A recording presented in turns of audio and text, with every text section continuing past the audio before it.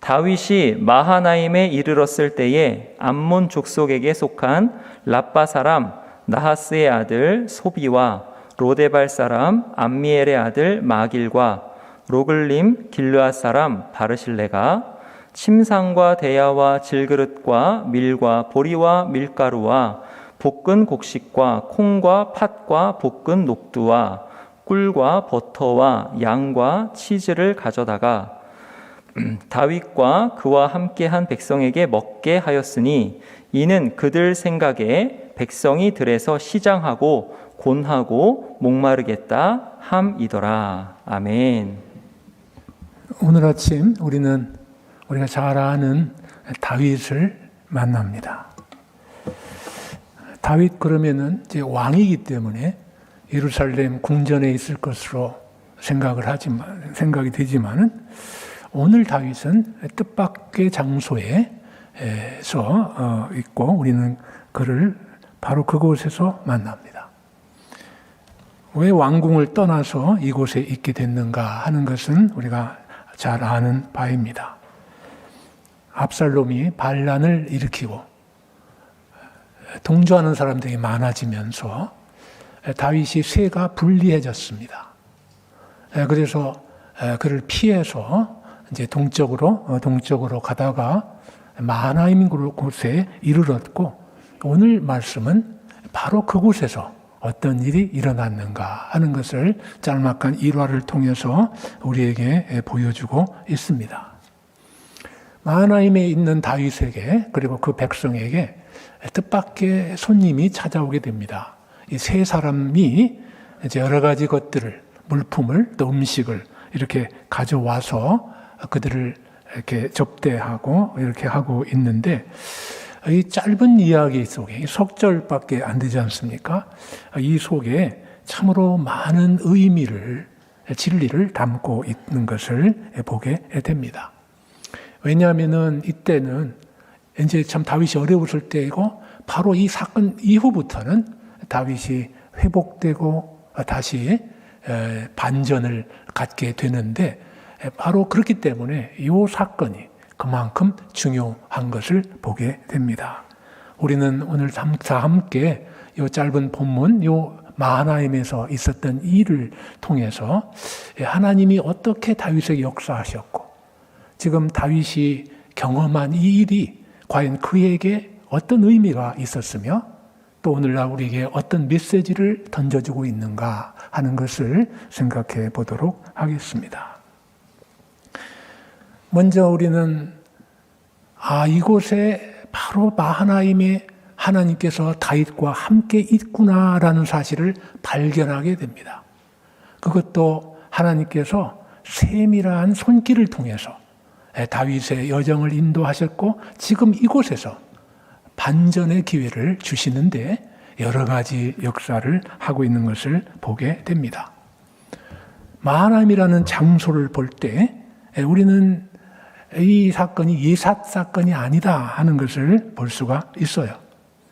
마하나임은 한때 다윗의 아들 이스보셋이 이스라엘의 왕으로 올랐던 말하자면 사울 왕국이라고 부를 만한 그곳의 수도였습니다. 그래서 아직도 그 사울을 동조하는 사람들이 남아있는 바로 그러한 곳이 마하나임인 거죠. 다윗은 지금 사울의 후손의 본거지라고 할 수 있는 그곳에 와 있는 것입니다. 다윗으로서는 그의 예루살렘 이후의 행적을 놓고 볼 때 막다른 골목에 처해 있다, 다다랐다라고 말할 수 있습니다. 예루살렘의 왕궁에 있다가 조금 주변에 벳메르악으로 갔다가 그 다음엔 기드론 시내를 건너서 감람산에 이르렀다가 이제는 바후림이라는 곳에 있다가 요단강을 건너고 또 오른쪽으로 가서 오늘 마하나임이라는 곳에 이르게 된 것입니다. 더 이상 갈 곳이 없는 막다른 골목에 이른 것 같은 다윗의 처지를 장소로 상징적으로 보여주는 바로 그런 처지에 있는 곳이 오늘 마하나임이다. 이렇게 볼 곳이 없죠. 볼 수가 있습니다. 더 이상 갈 곳이 없을 뿐만 아니라 이제는 먹을 것도 없다. 바로 그 자리에 그들이 음식을 가져온 곳입니다. 하나님은 이렇게 예루살렘에만 계신 것이 아니고 그 와중에도 그 도중에도 쭉 함께 하실 뿐만 아니라 오늘 이 마지막 순간에 결정적으로 드러나도록 함께 하신 분이시다. 하나님은 이렇게 어디에서나 당신이 사랑하는 종을과 함께 하셨다. 어디까지냐? 마하나임까지. 바로 마하나임 그곳에서도 함께 하셨다 하는 것을 보면서 하나님이 인도하시고 또 섭리하시는 손길이 바로 여기까지 미친다. 하나님이 함께 하셨다 하는 것을 볼 수가 있습니다. 때를 볼 때 우리는 또한 하나님의 손길을 볼 수가 있습니다. 이때는 어느 때입니까? 다윗의 생애를 놓고 볼 때 아마 가장 힘들었던 사울에게 쫓길 때 그때는 그저 이렇게 목동과 그리고 또 장관으로 이렇게 됐지만은 이제 왕이 된 뒤에 그 다윗에게 가장 힘들었던 시기, 어쩌면 생애에서 가장 힘들었을 시기다 이렇게 판단할 수 있습니다. 한 인간으로서 다윗은 가장 힘들었던 시기입니다. 다윗은 목동에서 이제는 이스라엘의 왕이 되고 인생의 최고점에 달했지만은 그러나 이제는 쫓겨나고 추락해서 실패의 최저점에 이르게 됐다 하는 그런 자리라고 그런 때라고 볼 수가 있겠습니다. 이제는 더 이상 더 내려갈 곳이 없는 그런 처지에 이르게 됐다. 뿐만 아니라 부모로서 다윗도 정말 최저점에 이르렀었다. 참 힘든 시기였다는 것을 보게 됩니다. 참으로 사랑스럽고 자랑스럽고 기대받던 아들 압살롬이 아니 어떻게 자기를 반역하게 됐습니다. 그래서 이제는 불가피하게 싸워야 될 지경에 이르렀습니다. 참 기가 막힌 일이죠. 부모로서 어떻게 이런 일을 당할 수 있을까? 그 참담한 마음은 이루 헤아리기가 어렵습니다. 또 왕으로서 그는 정말 최저점에 이르렀다고 볼 수 있겠는데 다윗은 하나님의 택한 종이었습니다. 하나님께서 사울을 버리고 택하지 않고 다윗을 택했다. 이제는 하나님의 영이 사울에게서 떠나서 다윗에게 임했다 라고 말할 정도로 하나님께서 택하실 뿐만 아니라 함께 하시고 능력을 공급하신 그러한 왕이었는데 그래서 당연히 하나님께서 맡기신 나라를 굳게 하고 그래서 하나님께 영광을 드러내고 만방의 여호와의 명성을 떨칠 그러한 때인데 이제는 어떻게 되었습니까?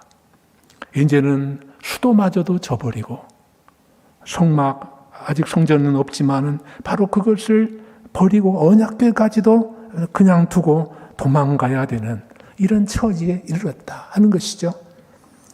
하나님 앞에 면목이 없습니다.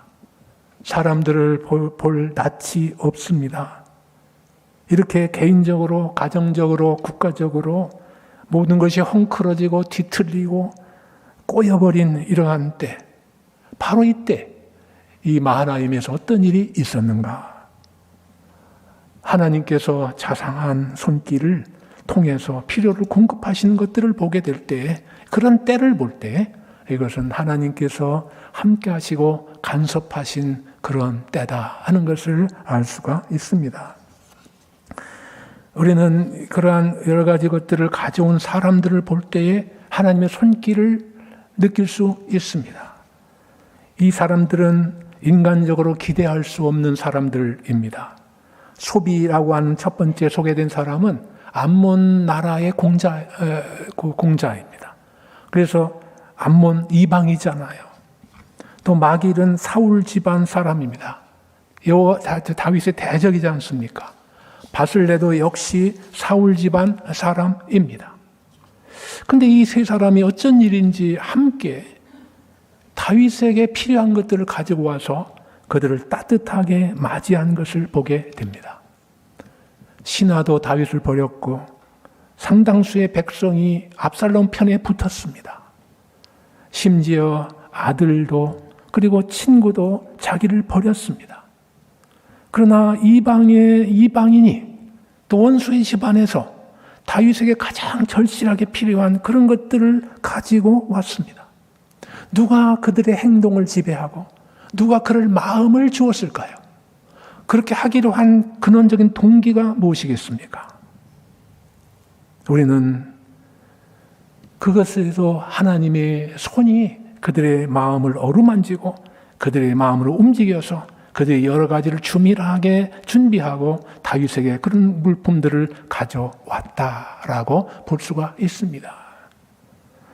뿐만 아니라 가져온 물건 자체를 볼 때에도 우리는 하나님의 손길을 느낄 수가 있습니다. 사실은 하나님의 심정을 알 수가 있습니다. 그들은 다양한 것들을 가져왔습니다. 죗된 것은 여러 가지 식품들입니다. 거기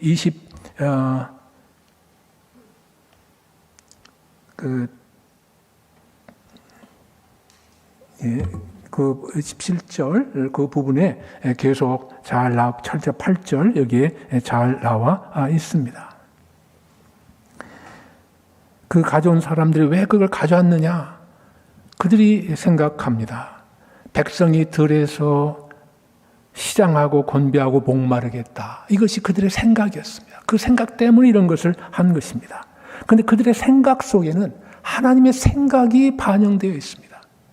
그렇게 생각할 수 있도록 하나님 마음을 주신 것인데 그런 마음을 주셨기 때문에 사실은 그것이 하나님의 마음인 것이죠.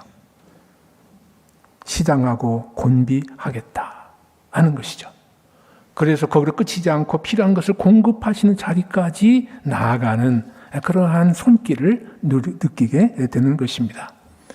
마하나임은 옛날에 야곱이 형인 에서에게서 도망쳐서 밧단 아람으로 갈 때에 천사들을 만났던 곳입니다. 마하나임, 두 진영이란 뜻이잖아요. 그 천사들이 사실은 함께하고 있었다. 그들을 지키고 보호하며 함께하고 있었다. 야곱을 하는 것을 잘 보여주고 있습니다. 그것에서 하나님은 말씀하셨습니다.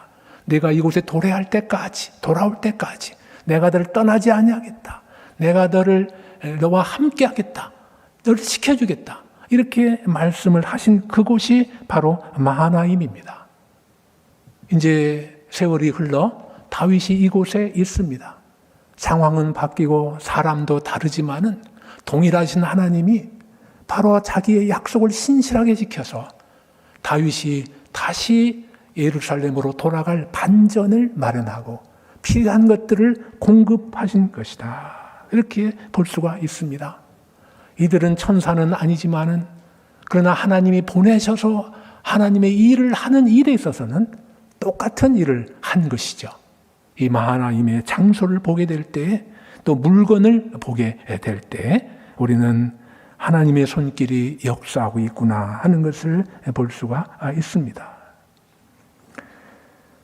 이렇게 오늘의 사건은 사실은 하나님께서 하신 일이다.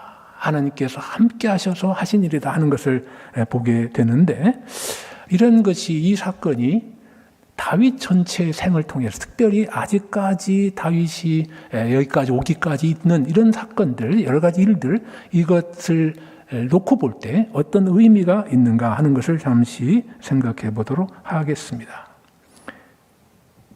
다윗의 삶에 지금 도망길에 있는 그런 상황에 비추어 볼 때 이 사건은 하나님께서 성도의 진정한 필요를 공급하신다 하는 것을 잘 예시하고 있습니다.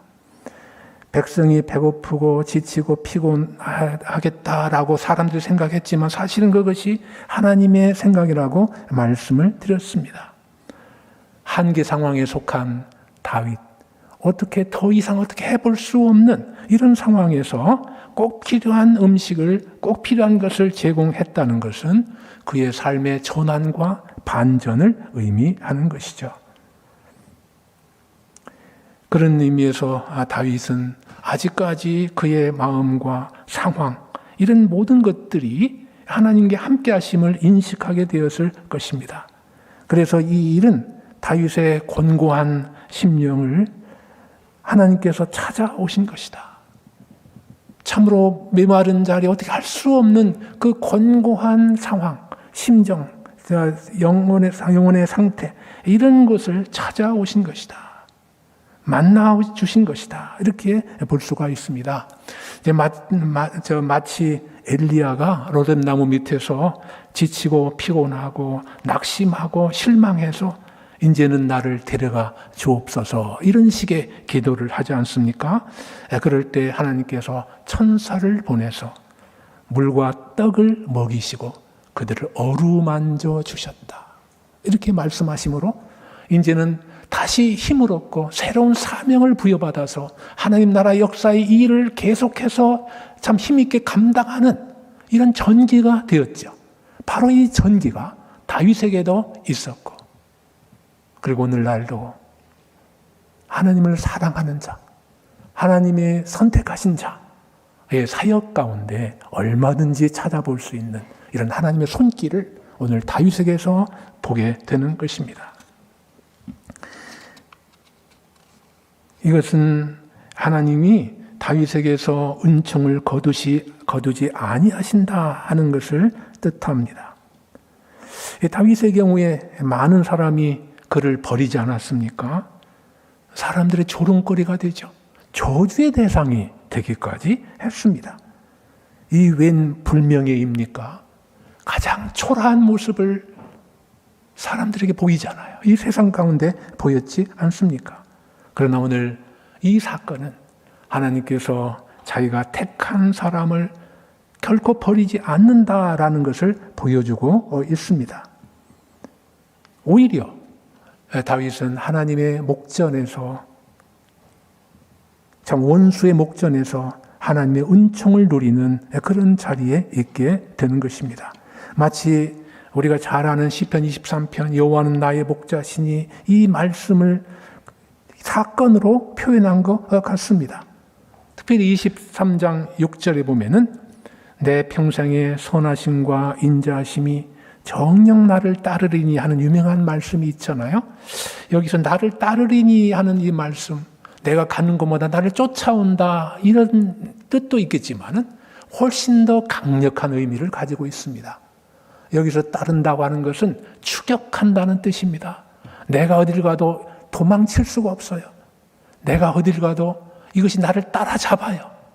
그래서 나를 따라잡아서 이 목적하신 하나님의 인자와 하나님의 선을 내게 쏟아붓고 실현시키기 전에는 결코 쉬지 않는 하나님의 추격입니다. 이런 사랑을 다윗은, 이런 추격을 다윗은 마하나임에서 경험한 것이죠. 하나님은 결코 다윗에게서 또 오늘날 우리 모든 택한 신실한 자들을 결코 버리지 않고 은혜를 거두시 아니하신다 하는 것을 보여주고 있습니다. 또 이 사건은 다윗의 죄를 용서하시되 그 용서하심을 확인하는 의미가 있다고 볼 수가 있습니다. 우리가 잘 아는 대로 밧세바 사건은 다윗에게는 끔찍한 트라우마라고 볼 수가 있습니다. 시편에 있는 대로 그가 얼마나 눈물을 적시며 가슴을 찢으며 통회하고 회개했습니까? 그래서 나단을 통해서 하나님은 여호와께서도 너의 죄를 사하셨다라는 확인을 이미 받았습니다. 그런데도 다윗은 다윗 그 사이에 난 아이가 죽고 압살롬이 반역을 이렇게 하면서 그의 마음속에 죄책감이 스멀스멀 올라지 않았을까 생각이 됩니다. 이거 다 지금 죄값을 받는 거다. 이 큰 죄, 이 큰 죄값을 언제나 다 갚을까? 이런 생각이 났을 수도 있습니다. 사실 이 여러 가지 어려움들이나 이런 다윗이 아이가 죽은 것이나 이런 것들은 징계입니다. 징계는 죄값을 갚는 게 아닙니다. 이거는 사랑하는 성도를 성화시켜서 당신이 원하는 사람으로 만들기 위해서, 그래서 빚어가는 행위이지, 그것을 통해서 당신의 사랑하는 백성을 빚는 것이지, 이거를 통해서 죄값을 받는 것이 아닙니다.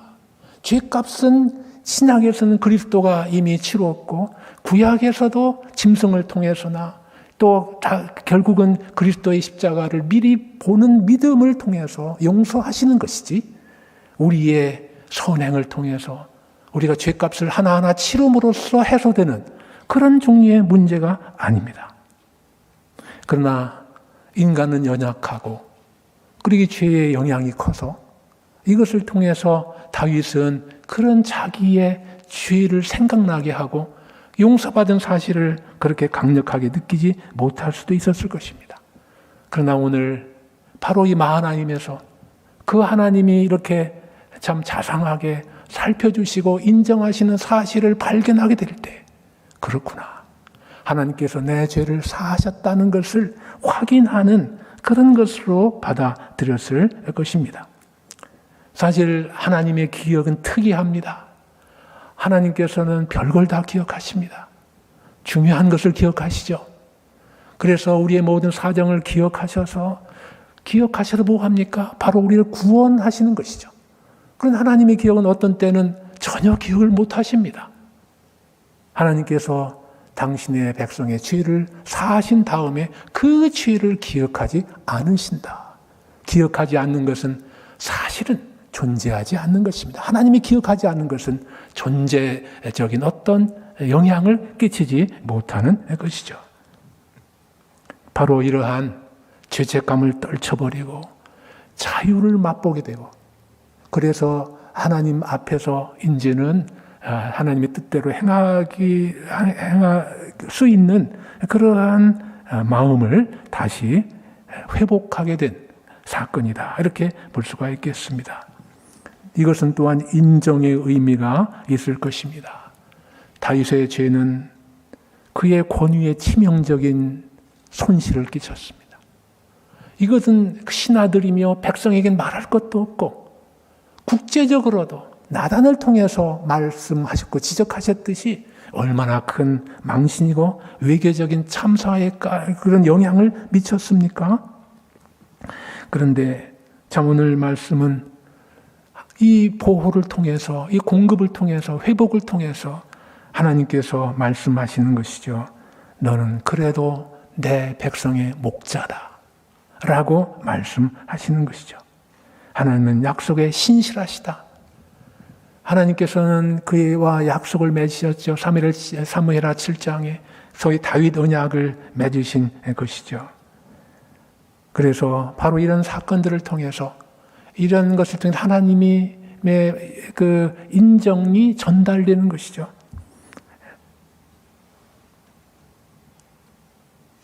하나님은 다윗을 있는 그대로 받아주셨다. 그리고 새 힘을 주셨다 하는 것을 보여주고 있습니다. 자기를 부인한 베드로, 내가 나를 사랑하느냐, 내 양을 치라 말씀하심으로써 다시 그를 회복시키시고 그의 직분을 할 수 있도록 이렇게 해주신 것처럼, 재신임해 주신 것처럼 오늘 다윗도 이 자리에서 그러한 인정을 회복하게 되었을 것입니다. 이러한 일이 어떻게 일어나게 되었을까요? 그냥 우연히 일어난 것도 아닙니다. 그저 하나님이 그냥 이때 돼서 그런 생각이 들어서 이렇게 한 것도 아닙니다. 이것은 우리의 하나님, 나는 너의 하나님이 되리라, 너는 내 백성이라고 말씀하신 그 놀라운 그 언약에 기초해서 이러한 일들이 이루어진 것입니다. 하나님은 다윗의 믿음을 보신 것이죠. 그래서 이 은혜를 베푸신 것입니다. 다윗은 명예도 잃고 영토도 잃고 체면도 잃고 이 모든 것을 다 잃었지만은 그가 잃지 않은 것 하나가 있었습니다. 그게 바로 믿음이죠. 믿음을 통해서 그는 하나님을 붙잡았습니다. 오히려 이 믿음이 고난을 통해서 더욱더 견고해졌습니다. 더욱더 뿌리 깊게 내리게 된 것이죠. 예루살렘을 떠날 때에도 그렇습니다. 언약궤를 가져가야 됩니다 라고 주변에서 말했지만은 그냥 다윗을 가져가지 않습니다. 언약궤가 없어도 하나님이 함께 하시겠다는 믿음을 엿볼 수 있는 부분이죠.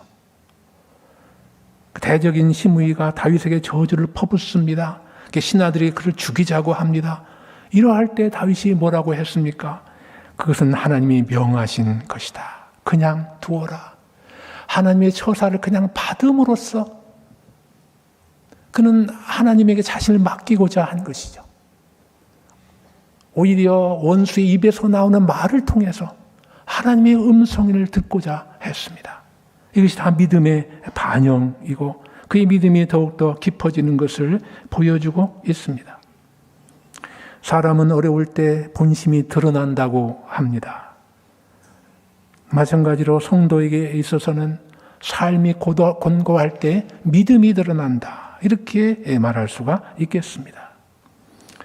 성도가 곤고할 때 하나님을 붙잡는 다윗처럼 그 하나님을 붙잡는 그 믿음, 이것을 귀하게 보시고 때가 되면 오늘 본문처럼 그를 높이시고 회복시키시고 참으로 다시 살리신다 하는 것을 볼 수가 있습니다.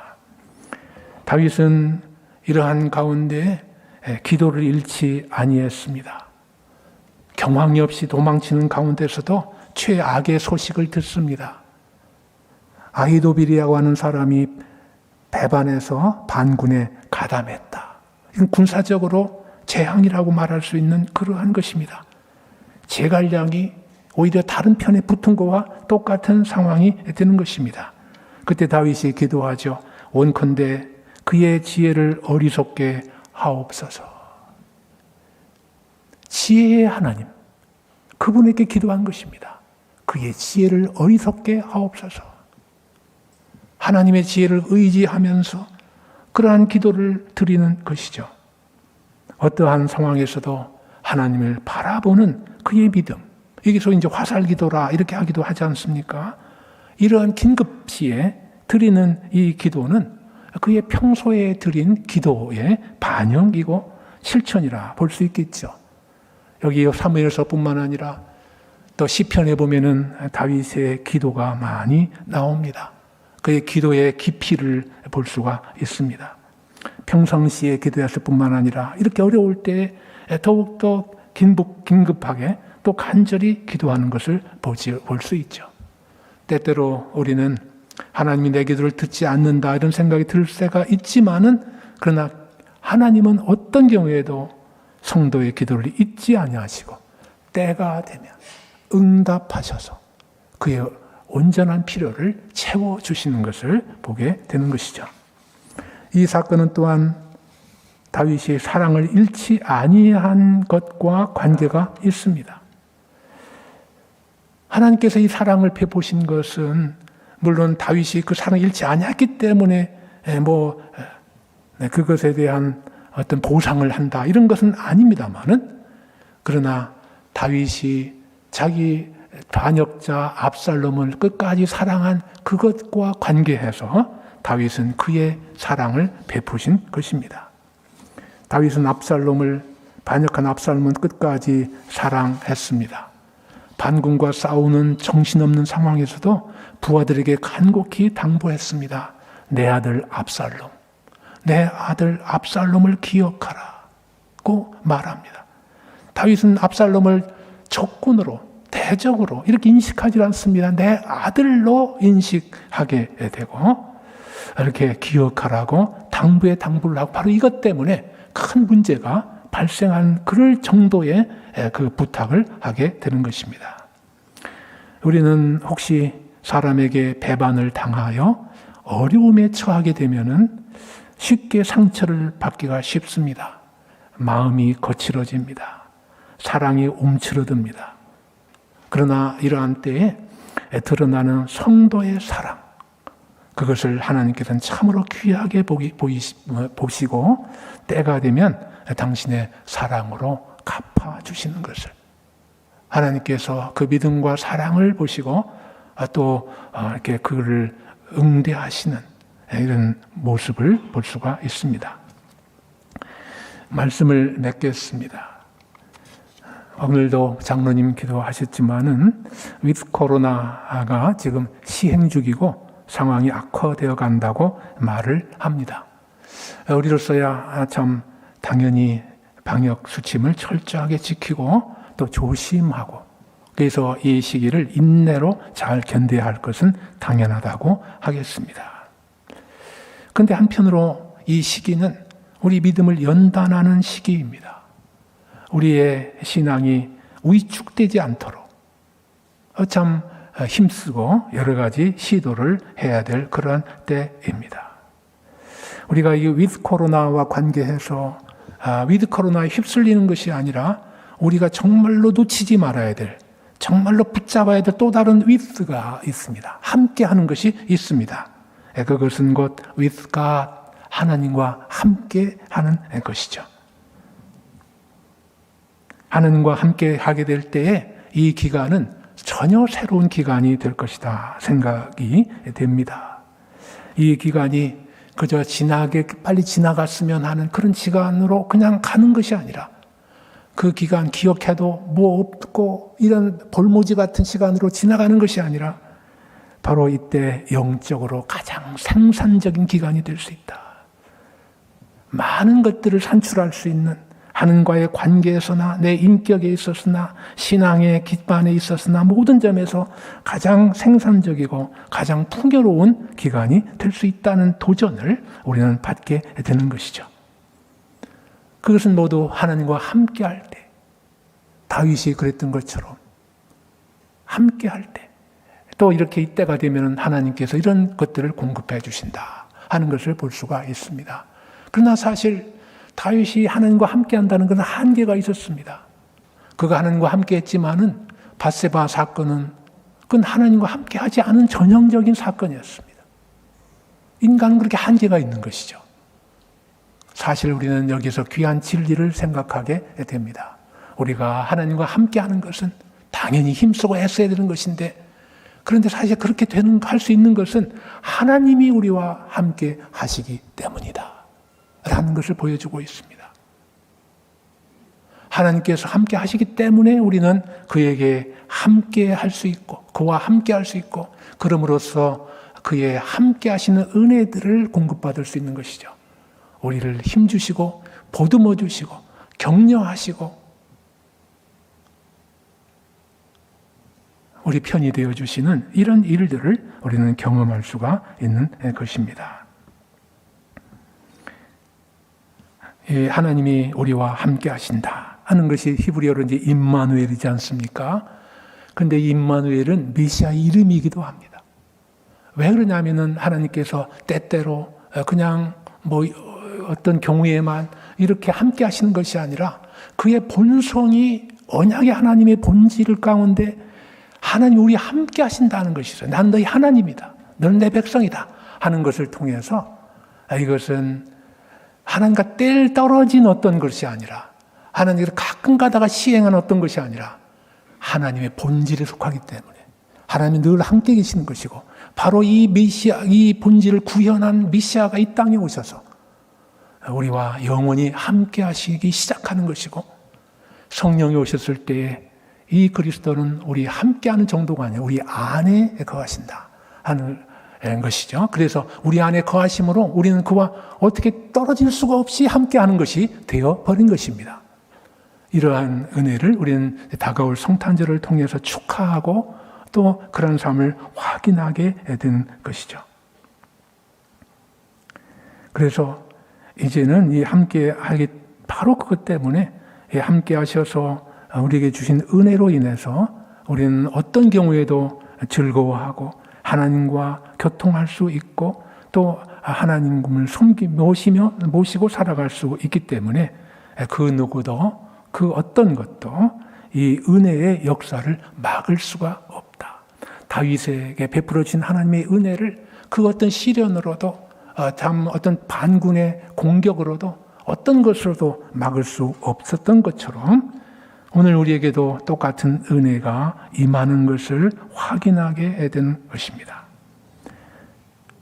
다윗처럼 막막한 삶의 현실 속에 있지만은 그러나 그곳에서 다윗이 은혜의 식탁을 마련하신 하나님의 손길을 힘입은 것처럼 오늘날도 우리는 삶의 어떤 상황에서도 함께 하신 하나님 자신이 가장 큰 축복이 되시고 또 그를 통해서 우리에게 환대를 베푸시는 이러한 것을 볼 수가 있습니다. 하나님은 언제라도 우리를 받아주시고 가까이 하들 바로 그 사람에게 주의 가까이 하심을 보여주시는 그러한 놀라운 은혜를 다윗을 통해서 배울 수가 있습니다. 그래서 이 참 좋으신 하나님을 바라보고 어떤 경우에도 다윗처럼 믿음과 기도와 사랑에 힘쓰는 저와 여러분이 되시기를 주의 이름으로 축원드립니다. 기도하겠습니다. 하나님 아버지, 우리가 매일의 일상을 살아가면서 때때로 마주하는 삶의 현실이 버거워질 때도 있습니다. 그러나 어떤 경우에도 하나님은 우리와 함께 하시고 또한 그 약속의 말씀을 우리가 붙잡고 그 말씀 위에 우리의 믿음을 세우고 하나님만 바라고 살아가기를 원하며 또 이러한 어떤 경우에라도 하나님과 그런 기본적인 관계를 잃지 아니하고 또 사랑을 베푸며 기도에 힘쓰는 이런 가운데 정말로 하나님의 환대를 경험하는 주님의 주님 되심을 더욱더 새롭게 경험하는 저희 모두가 될 수 있기를 기도하오며 예수님의 이름으로 기도하옵나이다. 아멘.